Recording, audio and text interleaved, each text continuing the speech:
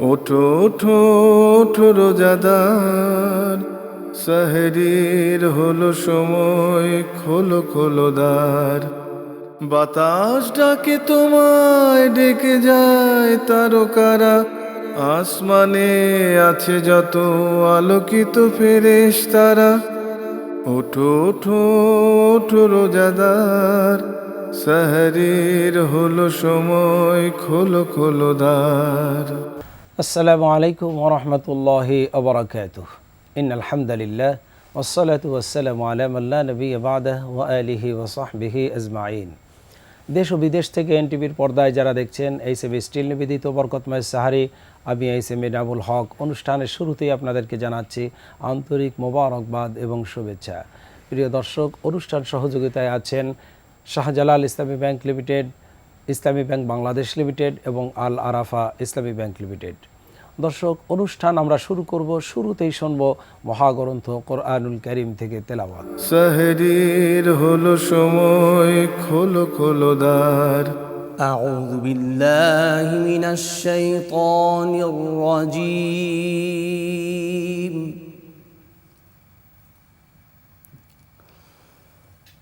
বিসমিল্লাহির রহমানির রহিম। হুয়াল্লাহুল্লাযী লা ইলাহা ইল্লা হু আলিমুল গায়বি ওয়াশ শাহাদাতি হুয়ার রাহমানুর রাহিম।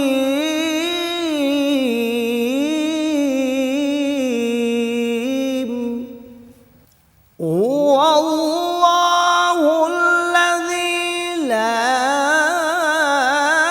ইলাহা ইল্লা হুয়া আলিমুল গায়বি ওয়াশ শাহাদাতি হুয়ার রাহমানুর রাহিম।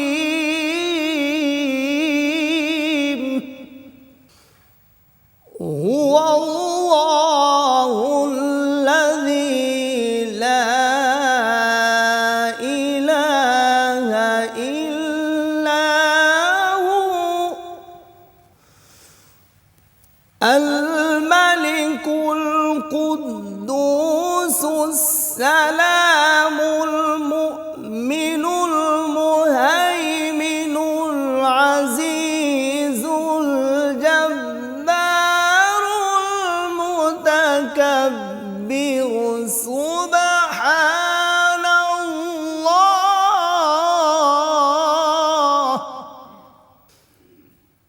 سبحان الله عما يشركون.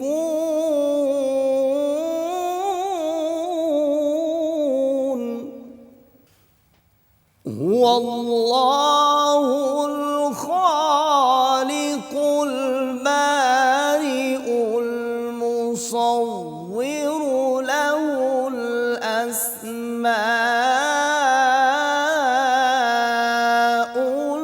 الحسنى يسبح له ما في السماوات والأرض وهو العزيز الحكيم. يسبح له ما في السماوات والأرض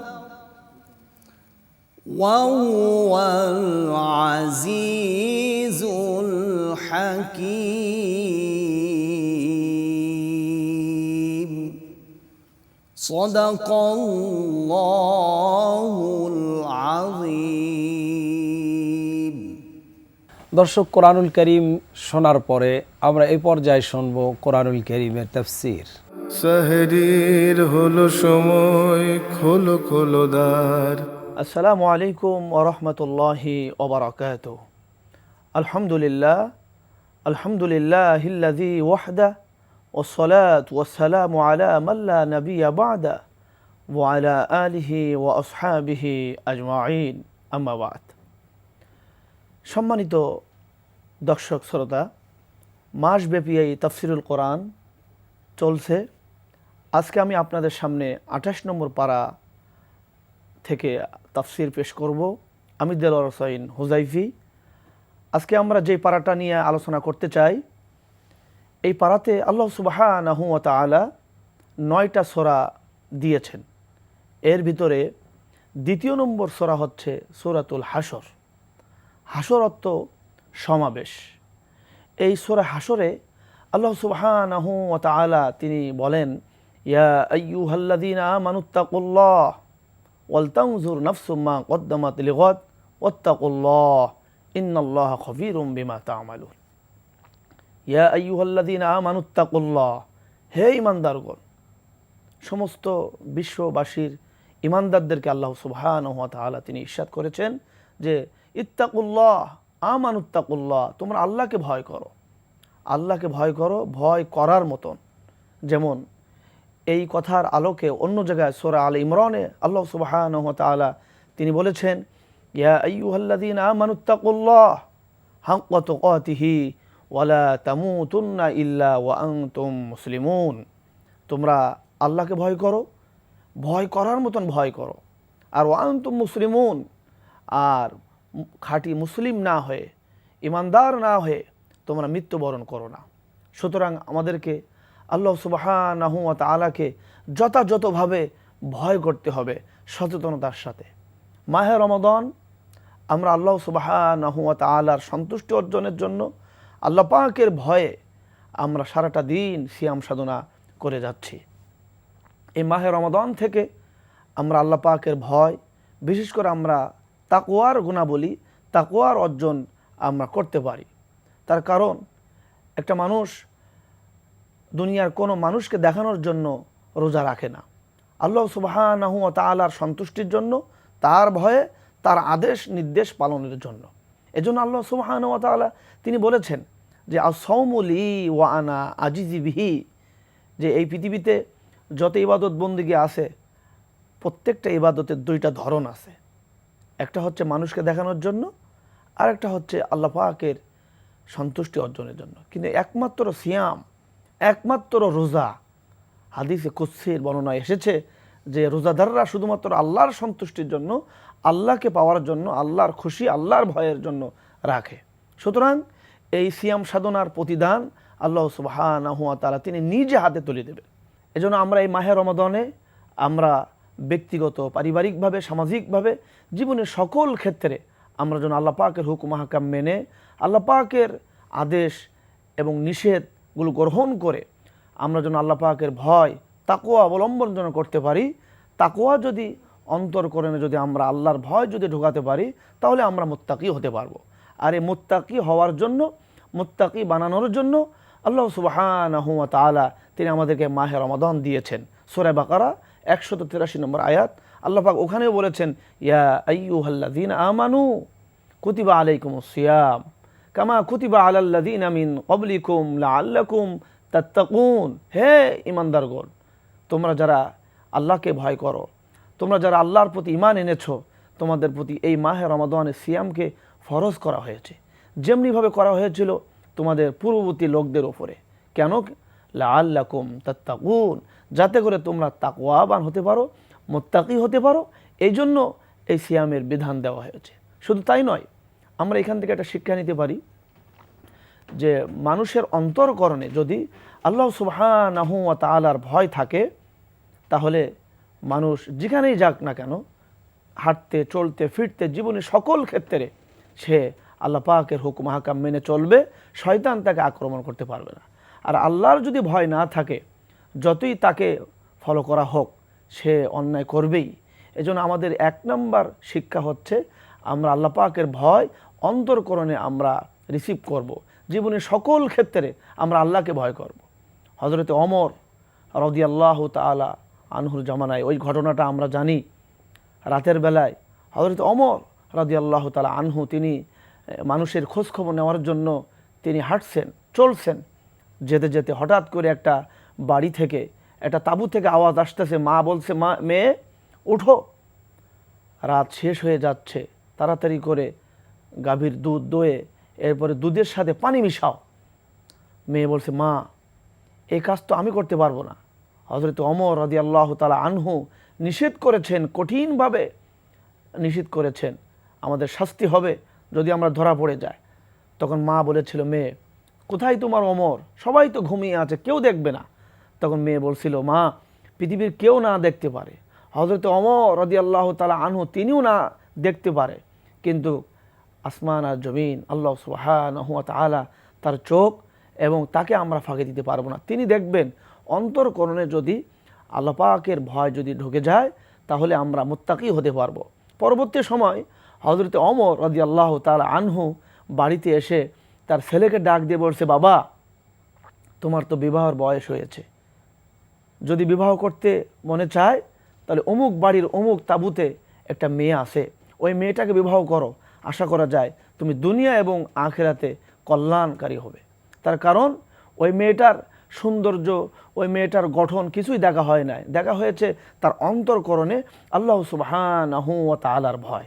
সুতরাং আমরা দেশ বিদেশ থেকে যারা শুনছি, আমরা ব্যক্তিগতভাবে, পারিবারিকভাবে সকল সদস্যকে, আমাদের সন্তানদেরকে, যুবক বন্ধু সবাইকে যদি আমরা আল্লাহর ভয়, আল্লাহর ভয়, আল্লাহ আমাদের দেখছেন, শুনছেন, ইন্নাল্লাহ খবীরুম বিমা তা'মালুন, আমাদের মনের খবরাখবর, আমরা কি চিন্তা করছি সব আল্লাহ পাক শুনতে পান।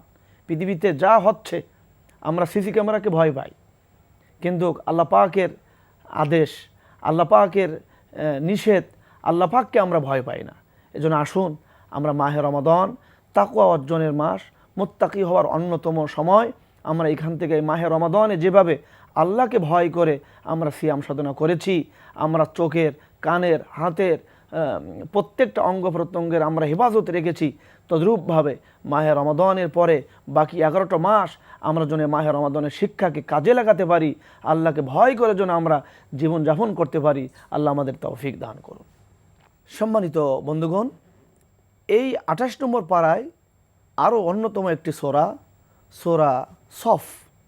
এখানে আল্লাহ সুবহানাহু ওয়া তাআলা তিনি বলেছেন, ইন্নাল্লাহা ইউহিব্বুল্লাযীনা ইউকাতিলুনা ফী সাবিলিহি সফফান কাআন্নাহুম বুনয়ানুম মারসুস। যারা সীসা ঢালা প্রার্থীর ন্যায় সারিবদ্ধ হয়ে, দলবদ্ধ হয়ে, ঐক্যবদ্ধ হয়ে যারা আল্লাহ রাস্তায় যারা সংগ্রাম করে, প্রচেষ্টা করে, মেহনত করে, আল্লাহ সুবহানাহু ওয়া তাআলা তাদেরকে ভালোবাসেন। শুধু তাই নয়, আল্লাহ সুবহানাহু ওয়া তাআলা অন্য জায়গায় তিনি বলেছেন, সূরা তাওবার 20 নম্বর আয়াত, আল্লাযীনা আমানু ওয়া হাজারু ওয়া জাহাদু ফি সাবিলিল্লাহ বিআমওয়ালিহিম ওয়া আনফুসিহিম আযমু দারাজাতান ইনদাল্লাহ ওয়া উলাইকা হুমুল ফাইজুন। আল্লাহ পাক যাদেরকে বেশি ভালোবাসেন, আল্লাহর কাছে সবচাইতে মর্যাদার দিক থেকে সবচাইতে এগিয়ে কারা? এখানে বলা হয়েছে আল্লাযীনা আমানু, যারা ঈমান আনবে, ঈমানের পথে যারা অটল অবিচল থাকবে, এবং অবিচল থাকতে গিয়ে মাঝে মধ্যে বিপদ আপদ মুসিবত অপবাদ নির্যাতন আসতে পারে, হিজরত করা লাগতে পারে। ওয়াহাজারু, যারা হিজরত করবে। বিশ্বনবী তিনিও ঈমানের পথে থাকতে গিয়ে, ঈমানের কথা বলতে গিয়ে তিনিও মক্কায় থাকতে পারে নাই, তিনিও হিজরত করেছিলেন। 1 নম্বর ঈমান, 2 নম্বর ঈমানের পথে অটল থাকতে গিয়ে হিজরত, ওয়াজাহাদু ফি সাবিলিল্লাহ, এবং যারা সারাটা জীবন আল্লাহর রাস্তায় দিন প্রসার, দিন প্রতিষ্ঠার জন্য যারা সংগ্রাম করবে, প্রচেষ্টা করবে, চিন্তা করবে, ফিকির করবে, মেহনত করবে, বিআমওয়ালিহিম ওয়া আনফুসিহিম, দুইটার বিনিময়ে মাঝে মধ্যে সময় দিয়ে, মেধা দিয়ে, শ্রম দিয়ে, অর্থ দিয়ে, জান দিয়ে, মাল দিয়ে যারা এই চেষ্টা অব্যাহত রাখবে, আযমু দারাজাতান ইনদাল্লাহ ওয়া উলাইকা হুমুল ফাইজুন। আল্লাহ সুবহানাহু ওয়া তাআলার কাছে তাদের মর্যাদা, তাদের শান, তাদের মর্যাদা সব চাইতে বেশি, তাদের কোনো চিন্তাও নাই, তারা আখিরাতে আসল সফল কাম হবে। আমরা কথা বলতেছিলাম সূরা সফ, ইন্নাল্লাহ ইউহিব্বুল্লাযীনা ইউকাতিলুনা ফী সাবিলিহি সফফান কাআন্নাহুম বুনয়ানুম মারসুস। এজন্য আসুন আমরা ঐক্যবদ্ধ হয়ে, সারিবদ্ধ হয়ে আমরা মুসলমান ভাই ভাই আল্লাহ পাকের যে উদ্দেশ্য, আমরা সেই ঐক্যবদ্ধ হয়ে দিন প্রতিষ্ঠার জন্য আমরা কাজ করব। আল্লাহ তাআলা আমাদেরকে তৌফিক দান করুন। সম্মানিত বন্ধুগণ, যারা এই মুহূর্তে যারা দেখছেন, এই 28 নম্বর পাড়ায় অন্যতম আরেকটি সূরা আছে, সূরায়ে জুমাকে কেন্দ্র করে আল্লাহ সুবহানাহু ওয়া তাআলা অন্যতম একটি সূরা নাজিল করেছেন, সূরাতুল জুমআ। আল্লাহ পাক বলেন, ইয়া আইয়ুহাল্লাযীনা আমানু ইযা নুদিয়া লিস-সালাহ মিন ইয়াউমিল জুমআ, হে ঈমানদারগণ, জুমার আজান হওয়ার সাথে সাথে তোমরা সমস্ত কাজবাজ, অফিস আদালত, ক্রয় বিক্রয় সব ত্যাগ করো, বন্ধ করো, জুমার নামাজের জন্য তোমরা দৌড়াও। শুধু তাই নয়, এই 28 নম্বর পারে আরও একটি সূরা আছে, অন্যতম সূরা, সূরাতুল মুনাফিকুন। এই মুনাফিকদের ভয়াবহ, মুনাফিকদের চরিত্র, মুনাফিকদের পরিণতি সম্পর্কে আল্লাহ পাক এখানে বলেছেন। সুতরাং আমরা মুমিন হব, খাঁটি মুমিন হওয়ার জন্য যা করার তাই করব। মুনাফিকি সমস্ত রোগ থেকে, চরিত্র থেকে আমরা ফিরে আসব। তার কারণ হলো, ইন্নাল মুনাফিকিনা ফিদ-দারকিল আসফালি মিনান নার, মুনাফিকদের অবস্থান হবে জাহান্নামের একেবারে সর্বনিচে। শুধু তাই নয়, সম্মানিত বন্ধুগণ, এই 28 নম্বর পাড়ায় সর্বশেষ যে সূরাটা আছে, সূরা তাহরিমে আল্লাহ সুবহানাহু ওয়া তাআলা তিনি বলেছেন, তোমরা যদি ফিরে আসতে পারো, তাওবা যদি করতে পারো, ইয়া আইয়ুহাল্লাযীনা আমানু তুবু ইলাল্লাহি তাওবাতান নাসুহা, তোমরা যদি গুনাহ ছাড়তে পারো, তোমরা যদি অনুতপ্ত হতে পারো, লজ্জিত হতে পারো, ফিরে আসতে পারো আল্লাহর দিকে, আল্লাহ রাসূলের আদর্শের দিকে, তুবু ইলাল্লাহি তাওবাতান নাসুহা, তাওবায়ে নাসুহা যদি করতে পারো, অবশ্যই তোমাদের তাওবা কবুল করা হবে। লা তাকনাতু মির রাহমাতিল্লাহ, আল্লাহ পাক তিনি তার প্রতি রহম করবেন। আল্লাহ সুবহানাহু ওয়া তাআলা বলেছেন, তোমরা আমার রহমত থেকে তোমরা নিরাশ হয়েও না। সুতরাং আসুন আমরা আল্লাহ পাকের দিকে ফিরে আসব, তওবা করব। আর আল্লাহ পাক বলেছেন, ইয়া আইয়ুহাল্লাযীনা আমানু কু আনফুসাকুম ওয়া আহলিকুম নারা, তোমরা আল্লাহর দিকে ফিরে আসো আর জাহান্নাম থেকে বাঁচো, জাহান্নামের কঠিন আযাব থেকে বাঁচো, তোমাদের আহাল পরিবার সবাইকে বাঁচাও। এই মাহে রমাদান আমরা আল্লাহ পাকের কাছে দোয়া করছি, আল্লাহ পাক যেন আমাদের সবাইকে দুনিয়ার কল্যাণ দান করেন, জাহান্নামের আযাব থেকে, আগুন থেকে যেন আমাদেরকে নাজাত দান করেন। রব্বানা আতিনা ফিদ দুনিয়া হাসানা ওয়া ফিল আখিরাতি হাসানা ওয়া কিনা আযাবান নার। আমিন আমিন ইয়া রব্বাল আলামিন। হাযা মা ইনদি ওয়াল ইলমু ইনদাল্লাহ আলাইহি তাওয়াক্কালতু ওয়া ইলাইহি উনীব। আসসালামু আলাইকুম ওয়া রাহমাতুল্লাহি ওয়া বারাকাতুহু। দর্শক, আমরা তাফসীর শুনলাম, এ পর্যায়ে আমরা শুনবো একটি ইসলামী গান। সাহরির হলো সময়, খোলো খোলো দ্বার, আমার গানের সুরে সুরে খুঁজে ফিরি আল্লাহর হাবিব প্যারা রসুল। কেনাকাটা স্মার্ট হতে পেমেন্ট হোক বিকাশে। প্রিয় দর্শক, এ পর্যায়ে রয়েছে আপনাদের জন্য বিষয়ভিত্তিক আলোচনা। আর আজকের বিষয়টি আমরা নির্ধারণ করেছি আপনাদের জন্য আদর্শ পরিবার গঠনে ইসলামের ভূমিকা, ইসলামের শিক্ষায় কিভাবে একটি আদর্শ পরিবার, একটি সুন্দর পরিবার গঠন হতে পারে, এ বিষয়ে আজকে আমরা আলোচনা করব। আর এই বিষয়ে আলোচনা করার জন্য আমরা দুজন মেহমানকে যথারীতি আমাদের স্টুডিওতে নিমন্ত্রণ করেছি। আসুন তাদের সাথে প্রথমে পরিচয় হয়ে নিচ্ছি। প্রথমে আমার ডান দিক থেকে রয়েছেন বিশিষ্ট ইসলামী চিন্তাবিদ, আলেম দ্বীন জনাব মাওলানা অলিউর রহমান। আসসালামু আলাইকুম ওয়া রাহমাতুল্লাহি ওয়া বারাকাতুহু। এরপরে রয়েছেন আরেকজন বিশিষ্ট ইসলামী চিন্তাবিদ, জনাব ফরহাদ আজহার। আসসালামু আলাইকুম ওয়া রাহমাতুল্লাহ।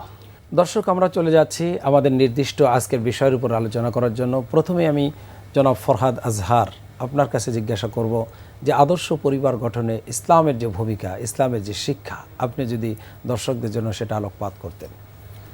ইন্নাল হামদুলিল্লাহ ওয়াসসালাতু ওয়াসসালামু আলা মান লা নাবিয়্যা বা'দা। সুন্দর একটি টপিকস, খুব গুরুত্বপূর্ণ একটি বিষয়। মানব জীবনের যাত্রা শুরু হয়েছে পরিবার দিয়ে। যেমন আল্লাহ সুবহানাহু ওয়া তাআলা হযরত আদম আলাইহিস সালাতু ওয়াস সালামকে জান্নাতে সৃষ্টি করলেন। তখন আদম আলাইহিস সালাতু ওয়াস সালাম আনইজি ফিল করতেছেন, তার কিছু ভালো লাগতেছে না। আল্লাহ পাক বুঝতে পারলেন তার একজন সঙ্গী দরকার, তাই আল্লাহ সুবহানাহু ওয়া তাআলা হযরত হাওয়া আলাইহিস সালাতু ওয়াস সালামকে সৃষ্টি করলেন। সৃষ্টি করে আল্লাহ পাক বলেন, ইয়া আদম উসকুন আনতা ওয়া যাওজুকাল জান্নাহ কুলা মিনহা রাগাদান হাইতু শি'তুমা ওয়া লা তাকরাবা হাযিহিশ শাজারা। হে আদম, হে হাওয়া, তোমরা এই জান্নাতের ভিতরে বিচরণ করো, চলাফেরা করো, খাওয়া দাওয়া করো, কিন্তু সাবধান ওই গাছের নিকট যেও না। কিন্তু শয়তানের পদস্খলনে তারা ওই গাছের নিকট চলে গেলেন। তাই আল্লাহ সুবহানাহু ওয়া তাআলা তাদেরকে জান্নাত থেকে দুনিয়াতে পাঠিয়ে দিলেন। এই দুনিয়াতে আসার পরেও প্রত্যেকটা নবী পরিবার ছিল। যেমন আল্লাহ সুবহানাহু ওয়া তাআলা সূরা নিসার ভিতরে বলেছেন, ইয়া আইয়ুহান নাসুত্তাকু রাব্বাকুমুল্লাযী খালাকাকুম মিন নাফসিন ওয়াহিদাহ, হে মানব মণ্ডলী, তোমরা আল্লাহ তাআলাকে, তোমাদের রবকে ভয় করো, যিনি তোমাদেরকে একটা নফস থেকে সৃষ্টি করেছেন, একটা প্রাণ থেকে সৃষ্টি করেছেন, আর একটা প্রাণ থেকে মানে তার এক মানুষ থেকে এক মানুষ থেকে সৃষ্টি করেছেন, হযরত আদম আলাইহিস সালাম সালাতু ওয়াস সালাম তার থেকে তার আর স্ত্রী তার থেকে সৃষ্টি তার করেছেন। স্ত্রী এবং তাদের এই থেকে দুইজন অগণিত থেকে পুরুষ এবং মহিলা সারা পৃথিবীর ভিতরে বংশ বিস্তার করেছেন। বংশ আমরাও বিস্তার তারই করে সন্তান। আমরা তারই সন্তান। জি। যেমন আল্লাহ সুবহানাহু ওয়া তাআলা সূরা রুমের ভিতরে বলেছেন, অমিন আয়াতিহি আন খালাকালাকুম মিন আজওয়াজিকুম, আল্লাহ সুবহানাহু ওয়া তাআলার অগণিত নিদর্শন রয়েছে। তার মধ্যে একটি নিদর্শন হচ্ছে আল্লাহ সুবহানাহু ওয়া তাআলা মিন আনফুসিকুম, তোমাদের মধ্য থেকে তোমাদের সঙ্গিনীকে, স্ত্রীকে সৃষ্টি করেছেন, লিতাসকুনু ইলাইহা, যেন তোমরা তার কাছে গিয়ে শান্তি পাও, প্রশান্তি পাও, আনন্দ ওয়া জাআলা বাইনাকুম মাওয়াদ্দাতা ওয়া রাহমা, এবং তোমাদের ভিতরে আল্লাহ সুবহানাহু ওয়া তাআলা ভালোবাসা, মায়া, মমতা সৃষ্টি করে দিয়েছেন। আর তার ভিতরে ইন্না ফি যালিকা লাআয়াতিন লিকাউমিন ইয়াতাফাক্কারুন, যারা জ্ঞানী, যারা চিন্তাশীল, তার ভিতরে চিন্তার খোরাক রয়েছে। তাহলে আমরা বুঝতে পারি পরিবার ইসলামের একটি গুরুত্বপূর্ণ বিষয়। জি। পরিবার ছাড়া কেউ ইসলাম মানতে পারবে না। আর এই পরিবারটা যদি আমরা ইসলামের আলোকে সাজাতে চাই, তাহলে আমাদেরকে অবশ্যই রাসূলুল্লাহ সাল্লাল্লাহু আলাইহি সাল্লামের আদর্শে আসতে হবে, কারণ তিনি হচ্ছে আমাদের আদর্শ, তিনি হচ্ছে আমাদের মডেল। তো এই আদর্শ পরিবার যদি আমরা গঠন করতে চাই, আমাদেরকে প্ল্যান করতে হবে। প্ল্যান কি?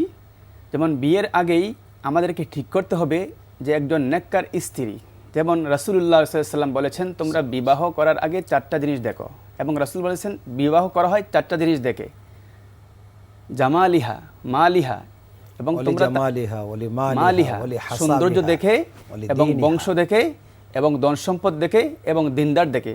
রাসূলুল্লাহ সাল্লাল্লাহু আলাইহি সাল্লাম বলেছেন, যদি তার ভিতরে দিনদার বেশি থাকে তাহলে তোমরা তাকে গ্রহণ করো। জি, ফাসফার বিজাতিদ দ্বীন। দিন। এবং প্রথম আমাদেরকে একজন ভালো স্ত্রী, নেককার স্ত্রী গ্রহণ করতে হবে। আর 2 নম্বর হচ্ছে, সন্তান যখন পেটে আসবে আল্লাহ তাআলার হুকুমে, তখন মায়ের কর্তব্য হচ্ছে নেক আমল করা, কোরআন তেলাওয়াত করা। কারণ মায়ের আমল, মায়ের এই কোরআন তেলাওয়াত, মায়ের জিকির আমলগুলো সন্তানের ভিতরে প্রভাব পড়ে। আপনার কাছে যেতে চাই, এই যে আমাদের সুন্দর পরিবার গঠন করার ক্ষেত্রে আমাদের কাজকর্মগুলি আছে, আমাদের এই যে স্ত্রী গ্রহণ করার ক্ষেত্রেও আমাদের যে একটা নিয়তের ব্যাপার আছে। কারণ রসুলের হাদিস আছে, যে ব্যক্তি হিজরত করে আল্লাহ এবং তার রসুলের জন্য, তার হিজরতটা হয় আল্লাহ এবং তার রসুলের জন্যই। যে ব্যক্তি হিজরত করে বিবাহ করার জন্য, তার নিয়তটা হয় বিবাহ করার জন্যই। সুতরাং বিবাহ শাদী, ঘর সংসার, কাজকর্ম সবটাই আল্লাহর জন্য। কারণ আমরা মুমিন, আমাদের প্রত্যেকটি কাজ ইবাদত, আর ইবাদত হবে কেবলমাত্র কার জন্য? আল্লাহর জন্য। এখানেও প্রতিটি কাজের ক্ষেত্রে একটা নিয়ত আছে, বিবাহ করব নিয়ত আছে। তাই এই নিয়তের ব্যাপারে প্রতিটি কাজের শুরুতে সুন্দর পরিবার গঠনে নিয়তের কি ভূমিকা আছে? ইন্নাল হামদুলিল্লাহ ওয়াসসালাতু ওয়াসসালামু আলা আশরাফিল আমবিয়া ওয়াল মুরসালিন। আপনাকে অনেক ধন্যবাদ, চমৎকার বিষয়ে আমাকে অবহিত করেছেন।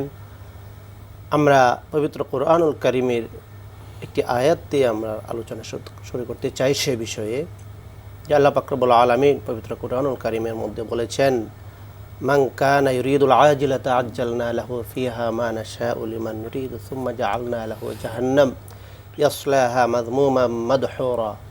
যে ব্যক্তি দুনিয়া চাইবে, আল্লাহ তাআলা তাকে দুনিয়ার প্রাচুর্যতা দান করবেন, কিন্তু যা ইচ্ছা তা দান করবেন, আল্লাহর ইচ্ছা অনুযায়ী দেবেন। এবং এখানে আজ্জালনা লাহু, জি, আজ্জালনা, মান কানা ইউরিদুল আজিলাতা আজ্জালনা লাহু।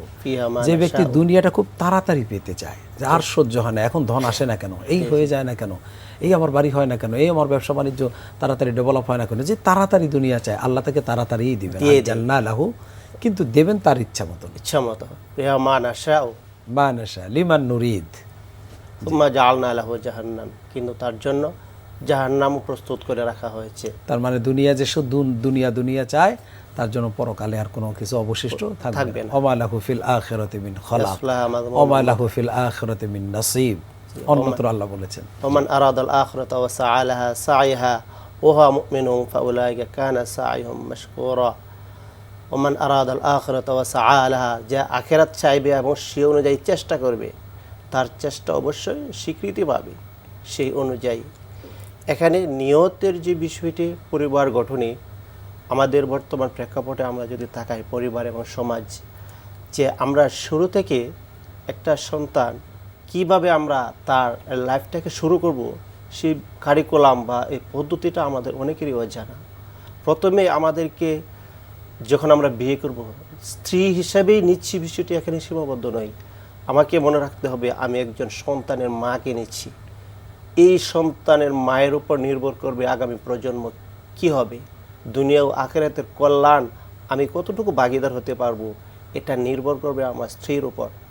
এই জন্য স্ত্রী নির্ধারণের ক্ষেত্রে যে বিষয় কিছুক্ষণ আগে আলোচনা হয়েছে, দিনদারিতাকে প্রাধান্য দিতে হবে। বাকি তিনটি বিষয় থাকলে আলহামদুলিল্লাহ, কিন্তু প্রথম বিষয়টা সেটা হলো দিনদারিতা। তাহলে পরিবার গঠন সুন্দর হবে এবং সন্তান লালনের ক্ষেত্রে ইসলামের যে দৃষ্টিভঙ্গি, আজান দেওয়া এবং ইকামত দেওয়া, সুন্দর নাম রাখা, আকিকা দেওয়া, সবগুলোই কিন্তু নিয়তের সাথে সম্পৃক্ত। নিয়ত যদি আল্লাহর সন্তুষ্টি অর্জনের জন্য হয়, তাহলে এই নিয়ত দিয়ে আমি দুনিয়া ও আখিরাতের কল্যাণ লাভ করতে পারবো। কেনাকাটা স্মার্ট হতে পেমেন্ট হোক বিকাশে। এখানে নিয়তের দুইটি দিক রয়েছে, একটা হলো ইখলাসপূর্ণ নিয়ত, আরেকটি হলো রিয়াপূর্ণ নিয়ত। নিয়ত যদি ইখলাসপূর্ণ হয়, তার মানে রিয়ার মধ্যেও একটা হচ্ছে দুনিয়াবি আর একটা আছে পরকাল, যেটা আপনি বলেছেন পরকালের। তো ইখলাসপূর্ণ নিয়তের মাধ্যমেই একজন বান্দা যে উদ্দেশ্যে মানব জাতিকে আল্লাহ পাক রব্বুল আলামিন পৃথিবীতে পাঠিয়েছেন, পরিবারভুক্ত করেছেন, পরিবারের কল্যাণ নিহিত রেখেছেন, সেটি একমাত্র ইখলাসপূর্ণ নিয়তের মাধ্যমে সম্ভব। আর যদি ইখলাসপূর্ণ নিয়ত না হয়ে সেটা রিয়াপূর্ণ হয়ে যায়, মানুষকে দেখানোর জন্য লোক দেখানো হয়, তাহলে এর দ্বারা আমরা কল্যাণ লাভ করতে পারবো না। কোনো মানুষ যদি সৎকা করে, জনহিতকর কাজও করে, মানুষের কল্যাণেই কাজ করেছে, কিন্তু সেটাই আল্লাহর সন্তুষ্টির জন্য হয়নি, তাদের সম্পর্কে কোরআনের সূরা হুদের 15 ও 16 নম্বর আয়াতের প্রেক্ষাপটের সংক্ষিপ্ত একটি বিষয় আমি নিয়ে আসতেছি। যে ওই সকল লোকদের সম্পর্কে যখন সতর্কবাণী করা হয়, যে পরকালের ভয় দেখানো হয়, তখন তারা বলে আমরা তো জনহিতকর এবং দান সৎকার করেছি, তো আমাদের পরকালে আটকা পড়তে হবে কেন, বা মহান রবের কাছে আমরা অপরাধী হবে কেন, আমরা তো ভালো কাজই করেছি। তখন এর প্রেক্ষাপটেই আল্লাহ পাক রব্বুল আলামিন আয়াত নাজিল করে জানিয়ে দিয়েছেন, মান কানা ইউরিদুল হায়াতাদ দুনিয়া ওয়া জিনাতাহা নুওয়াফি ইলাইহিম আমালুহুম ফিহা ওয়া হুম ফিহা লা ইউখাসুন। মানে তাদের মূল উদ্দেশ্যটাই ছিল দুনিয়ার আপনার জিনাত যাকে বলে, দুনিয়ার চাকচিক্যটাকে প্রাধান্য দিয়ে তারা দুনিয়াটা তাদের কাছে সৌন্দর্যময়। চমৎকার। দুনিয়ার চাকচিক্যকে প্রাধান্য দিয়েই তারা জনহিতকর কাজ করত, এই জন্য তারা সেটা দুনিয়াতে পেয়ে গেছে। আর আল্লাহ পাক রব্বুল আলামিন দুনিয়াতে যারা ভালো কাজ করবে তাদের প্রতিদান দুনিয়াতেই দিয়ে দেয় তাদের নিয়ত অনুযায়ী। আর বুখারী শরীফের এই জন্যই মনে হয় আমাদের দেখা যায় আমাদের সমাজে অসংখ্য মানুষ দুনিয়াদার, আল্লাহকে ভুলে আছে, ইসলাম মানে না, ইসলামী আদর্শ মানতে চায় না, তার ব্যবসায়, তার চাকরিতে, তার জীবনযাপনে, তার পরিবারের নিয়ম কানুনের মধ্যে, কিন্তু দেখা যাচ্ছে তার অঢেল সম্পদ আছে। এর কারণ হচ্ছে আপনি যেটা বললেন যে দুনিয়া যে চায়, আল্লাহ দুনিয়া যেটা দেওয়ার সেটা দিয়ে দেয়, পরকালে তো আর কিছুই থাকবে না। এই সম্পর্কে একটি আয়াত রয়েছে, মান কানা ইউরিদু হারসাল আখিরাতি নাজিদ লাহু ফি হারতিহি ওয়া মান কানা ইউরিদু হারসাদ দুনিয়া নুতিহি মিনহু মা লাহু ফিল আখিরাতি মিন নাসিব। সূরা শুআরার মধ্যে এসেছে মান কানা ইউরিদুল হায়াতাদ দুনিয়া ওয়া মা লাহু ফিল আখিরাতি মিন নাসিব। এই বিষয়গুলো আমাদের কাছে সুস্পষ্ট। আর বুখারী শরীফের প্রসিদ্ধ একখানা হাদিস তো আছেই, ইন্নামাল আমালু বিন্নিয়াত ওয়া ইন্নামা লিকুল্লি ইমরিইম মা নাওয়া ফামান কানাত হিজরাতুহু ইলাল্লাহি ওয়া রাসূলিহি ফাহিজরাতুহু ইলা মা হাজারা ইলাইহি ওয়া মান কানাত হিজরাতুহু ইলা দুনিয়া ইউসিবুহা আও ইলা ইমরাআতিন ইয়ানকিহুহা ফাহিজরাতুহু ইলা মা হাজারা। এরপরে আরেকটি হাদিস এখানে আছে, সদকা করে মানুষে যে মান তাসাদদাকা ফাহুয়া ইয়ারা ফাকাদ আশরাকা। এখানে একটা তাকিদপূর্ণ কথা এসেছে। আমরা আসলে শিরকের দিকে কিভাবে ধাবিত হচ্ছি আমরা কল্পনা করতে পারি না, এরকমভাবে শিরকগুলো আমাদের মাঝে ঢুকে যাচ্ছে। তার মানে আপনি কি বলতে চাচ্ছেন যে আমাদের পরিবারের ভিতর থেকেও শিরক দূর করতে হবে? অবশ্যই শিরক দূর করতে হবে, কারণ আমাদের পরিবারে যখন শিরক ঢুকে যায়, ওই পরিবার কখনো কল্যাণময় হতে পারে না, আদর্শ পরিবার হতে পারবে না। অসম্ভব। কারণ সেখানে আল্লাহর নাফরমানি দিয়ে শুরু হলো। শিরকের মতো নাফরমানি, আল্লাহর নাফরমানি আর কোনো কাজ নাই। আল্লাহ সবচেয়ে বড় গুনাহ বলেছেন শিরক। জি, শিরক আমাদের মধ্যে এমন ভাবে ঢুকতেছে যে রাতের অন্ধকারে কালো পাথরের মধ্যে যদি একটি কালো পিপিলিকা হাঁটে, যেমন আমরা কেউ টের পাই না, ঠিক অনুরূপভাবে আমাদের মাঝে শিরক ঢুকে যাচ্ছে আমাদের কথা, কাজে, কর্মে, বিশ্বাসে, আদর্শে। জি জি, আপনাকে অসংখ্য ধন্যবাদ। আমি যাচ্ছি মাওলানা ফরহাদ আজহার সাহেবের কাছে। জি, সুন্দরভাবে উনি বললেন নিয়তের ব্যাপারটা। আসলে মোমিনদের মানুষের জীবনের দোলনা থেকে নিয়ে কবর পর্যন্তই ইবাদত, প্রত্যেকটি কাজ ইবাদত। মা বাবার জন্য সন্তানকে জন্ম দেওয়া এটা ইবাদত, ইবাদতের মাত্রায় সওয়াব হবে। সন্তানকে লালন পালন করা মা বাবার জন্য ইবাদত, সন্তানের দেখভাল করা মা বাবার জন্য ইবাদত। এই সন্তান বড় হয়ে আবার মা বাবাকে দেখভাল করবে, এটাও একটা বড় ইবাদত, যে ইবাদতের মাধ্যমে জান্নাতের গ্যারান্টি রয়েছে। তাহলে একটি আদর্শ পরিবার গঠনের যে কাজকর্মগুলি, লালন পালনগুলি, সবটাই হচ্ছে ইবাদত। এই জন্য ইবাদতটা উনি যেটা বলেছেন যে নিয়তটা আল্লাহর সন্তুষ্টির জন্য হতে হবে। কিন্তু এই ইবাদতটাকে আমরা কিভাবে করলে দুনিয়ায়ও আমরা সমাজের জন্য, নিজের জন্য, নিজের পরিবারের জন্য, সমাজের জন্য কোন কায়দায় আমরা এই সন্তানগুলি গড়লে পরে আমাদের এই সন্তানের মাধ্যমে, আত্মীয় স্বজনের মাধ্যমে আমরা একটি আদর্শ পরিবার পাব। ধন্যবাদ প্রিয় উপস্থাপক। আদর্শ পরিবার গঠনে ইসলামের শিক্ষা। এখন একজন মা বাবা যদি 4টা কাজ করতে পারে তাহলে আদর্শ পরিবার গঠন করা সম্ভব। প্রথমে 1 নম্বর হচ্ছে মা বাবা দিনদার হতে হবে। 2 নম্বর হচ্ছে মা বাবা প্রত্যেকটা কাজ কোরআন এবং হাদিস অনুযায়ী করতে হবে। আর 3 নম্বর হচ্ছে হালাল উপার্জন করতে হবে। 4 নম্বর হচ্ছে সমস্ত হারাম থেকে বিরত থাকতে হবে। যেমন ওমর রাদিয়াল্লাহু গড়ার ক্ষেত্রে ইসলাম সর্বপ্রথম আদর্শ পরিবার গঠনের ক্ষেত্রে মা বাবার প্রতি কি আদেশ দিয়েছে? আদেশ দিয়েছে সর্বপ্রথম যখন কোনো সন্তান জন্মগ্রহণ করবে তখন ডান কানে আজান দেওয়া, বাম কানে একামত দেওয়া, মানে প্রথমেই তার ভিতরে তাওহীদের টিকা ঢুকিয়ে দেওয়া, যেন ভবিষ্যতে সে প্রত্যেকটা কাজ আল্লাহর জন্য করতে পারে, শিরক থেকে মুক্ত থাকতে পারে। 2 নম্বর কাজ হচ্ছে তাহনিক করা। আল্লাহ রাসূলুল্লাহ সাল্লাল্লাহু আলাইহি ওয়াসাল্লাম তাহনিক করেছেন হাসান এবং হোসেনকে। তাহনিক কি আমরা অনেকেই বুঝি না, অনেকে জানি না, না জানার কারণে এটা আমরা করি না।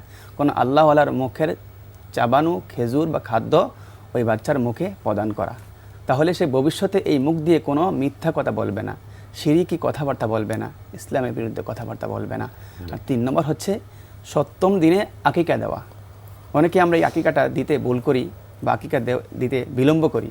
আকিকাটা 7ম দিনে দেওয়াই হচ্ছে সুন্নাহ। যদি 7ম দিনে দিতে কোনো অসুবিধা হয়ে যায় 14 দিনের ভিতর বা খুব তাড়াতাড়ি আদায় করা যাবে, সুন্নাহ হবে না, সুন্নাহ হবে না।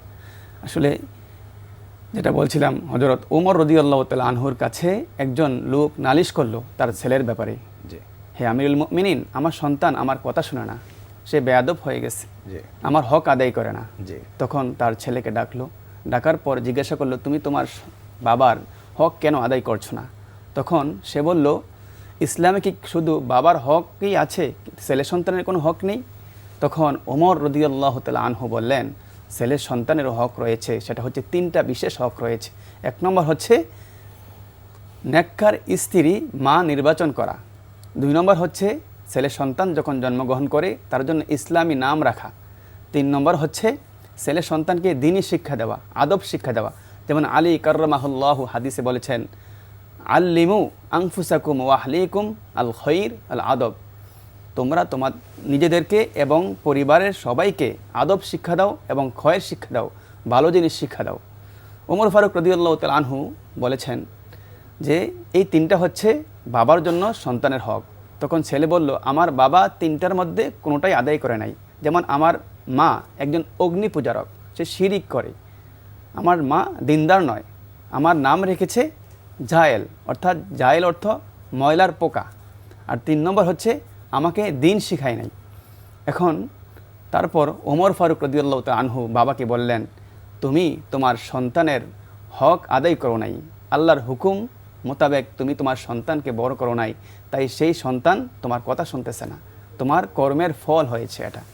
এজন্য আমরা যদি আদর্শ পরিবার গঠন করতে চাই তাহলে আমাদেরকে নিজে আগে দিনদার হতে হবে। আল্লাহ রাসূল সাল্লাল্লাহু আলাইহি ওয়াসাল্লাম হচ্ছে আমাদের আদর্শ। সন্তানকে দিন শিখাতে হবে, কোরআন শিখাতে হবে। যেমন যখন এরপরে সন্তান আস্তে আস্তে লালন পালন 7 বছর বয়স আসবে তখন তাকে নামাজ নামাজে শিক্ষা দিতে টেনে- হবে। যেই তাওহীদের বাণী জন্মের পরই তাকে শোনানো হলো আযান দেওয়ার মাধ্যমে, সেই তাওহীদের পরিচয় তাকে বাল্য বয়সে শেখাতে হবে, শিশু যেমন বয়সে। রাসূলুল্লাহ সাল্লাল্লাহু আলাইহি ওয়াসাল্লাম হাদিসে বলেছেন, মুরু আওলাদাকুম বিস-সালাতি ওয়া হুম আবনাউ 7 সিনিন ওয়াদরিবুহুম আলাইহা ওয়া আবনাউ 10 সিনিন ফারিকু বাইনাহুম দীনাহুম। সন্তানের যখন 7 বছর বয়স হয় তখন তাদেরকে তোমরা নামাজের আদেশ করো, নামাজ শিক্ষা দাও। আর যখন 10 বছর হবে যদি নামাজ আদায় না করে তাদেরকে প্রহার করো এবং বিছানা আলাদা করে দাও। তার মানে পরিবার গঠনের ক্ষেত্রে শাসনও করতে হবে। শুধু স্নেহ মমতা ভালোবাসা নয়, প্রয়োজনে শাসন করতে হবে সঠিক পথে রাখার জন্য। আপনাদের দুজনকে অসংখ্য ধন্যবাদ সুন্দর আলোচনা করার জন্য। দর্শক, আমাদের আলোচকরা আদর্শ পরিবার গঠনে অত্যন্ত চমৎকার আলোচনা করেছেন। এক কথায় হচ্ছে, আমাদের সন্তানগুলিকে যদি ছোট কাল থেকে ইসলামের শিক্ষা, ইসলামী তরবিয়াত, ইসলামী আদব লিহাজ শিক্ষা দিয়ে একটি আদর্শ সন্তান করতে পারি, সেই পরিবারটাই হবে আদর্শ পরিবার। আল্লাহ পাক যেন আমাদেরকে তৌফিক দান করেন। এতক্ষণ পর্যন্ত আপনারা দেখছিলেন এইচএম স্টিল লিমিটেড বরকতময় sehri powered by Shahjalal Islami bank limited, co-sponsor Islami bank Bangladesh limited এবং আল আরাফা ইসলামী ব্যাংক লিমিটেডের সৌজন্যে। প্রিয় দর্শক, আমরা বিদায় নেব, তবে আমরা একটি ইসলামী গান শুনতে শুনতে বিদায় নেব। আসসালামু আলাইকুম ওয়া রাহমাতুল্লাহি ওয়া বারাকাতুহু। আল্লাহ নামের বীজ বুনেছি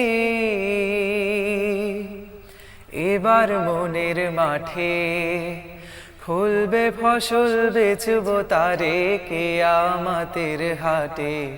আমি আল্লাহ নামের বীজ বুনেছি এবার মনের মাঠে, ফলবে ফসল বেচব তারে কিয়ামতের হাটে। আমি আল্লাহ নামের বীজ বুনেছি। পত্তনিদার যে জমি খাজনা দিয়ে সেই নবীজি, পত্তনিদার যে জমি খাজনা দিয়ে সেই নবীজি, বেহেশতেরি তালুক কিনে, বেহেশতেরি তালুক কিনে বসব সোনার খাটে কিয়ামতের হাটে। আমি আল্লাহ নামের বীজ বুনেছি এবার মনের মাঠে, ফুলবে ফসল বেচব তারে কিয়ামতের হাটে। আমি আল্লাহ নামের বীজ বুনেছি। মসজিদে মুরমুরাই বাধা হবে না কো চুরি, মুনকির নাকির দুই ফেরেশতা হিসাব রাখেন জুরি। মসজিদে মুরমুরাই বাধা হবে না কো চুরি, মুনকির নাকির দুই ফেরেশতা হিসাব রাখেন জুরি। রাখবো হেফাজতের তরে ঈমানকে মোর সাথী করে, রাখবো হেফাজতের তরে ঈমানকে মোর সাথী করে। রদ হবে না কিস্তি জমির, রদ হবে না কিস্তি জমির, উঠবে না আর লাটে কিয়ামতের হাটে। আমি আল্লাহ নামের বীজ বুনেছি এবার মনের মাঠে, ফুলবে ফসল বেচব তারে কিয়ামতের হাটে। আমি আল্লাহ নামের বীজ বুনেছি, আল্লাহ নামের বীজ বুনেছি, আল্লাহ নামের বীজ বুনেছি।